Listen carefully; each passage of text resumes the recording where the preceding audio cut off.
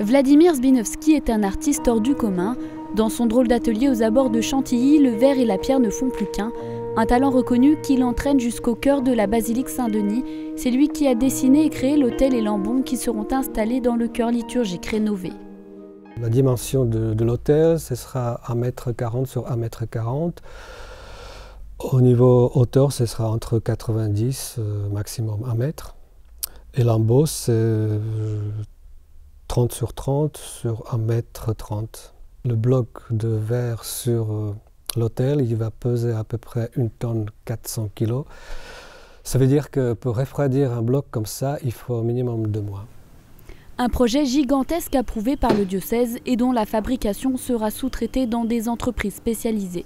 Mais pour Vladimir, le projet est avant tout un défi artistique où son univers se met au service du sacré.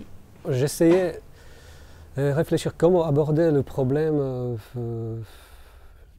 du sacré, quelque chose qui est invisible, pour pas trop déjà perturber tout ce qui a été créé jusqu'à présent. Ça veut dire la pierre comme une matrice fondamentale, la lumière comme phénomène qui unit quand même tous ces mondes qui vivent sur cette planète. Peut-être c'est le concept.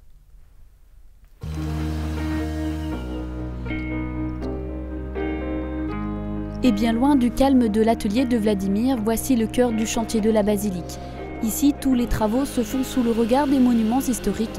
C'est l'architecte Jacques Moulin qui a d'ailleurs proposé de collaborer avec Vladimir. Si nous voulions nous inscrire dans l'histoire du monument, il fallait trouver une identité d'hôtel qui soit ancrée dans l'identité de l'édifice. Et 2 éléments nous ont paru indispensables. D'une part, le verre, qui a été l'élément de transmission de la lumière, autour de laquelle toute la théologie de Saint-Denis l'Aréopagite, qui était ici presque chez lui, a été développée. Et d'autre part, la liaison séculaire, qui est même la liaison fondatrice de cette église, entre le lieu de célébration des cérémonies, l'autel, et la crypte qui est située au-dessous. Là, vous avez un trou, donc la liaison, elle est comme ça, c'est un trou, mais en fait, le trou qu'on aura, ça sera une croix recouverte par une plaque de verre de 20 cm de verre optique. Hein. Et donc, la lumière pourra passer à travers la croix, la plaque de verre, puis la pierre de l'autel, puis le plancher du chœur liturgique et arrivera dans la crypte. Pour le diocèse, c'est un projet important. Dans la basilique, rien n'avait changé depuis la fin des années 60. Bon, c'est sûr, on est heureux, on est fiers, on espère que ça sera comme on l'imagine. Hein. On a peur aussi un peu parfois, parce que maintenant il faut aller jusqu'au bout. Hein. Et pour aller jusqu'au bout, le diocèse compte avant tout sur le mécénat d'entreprise.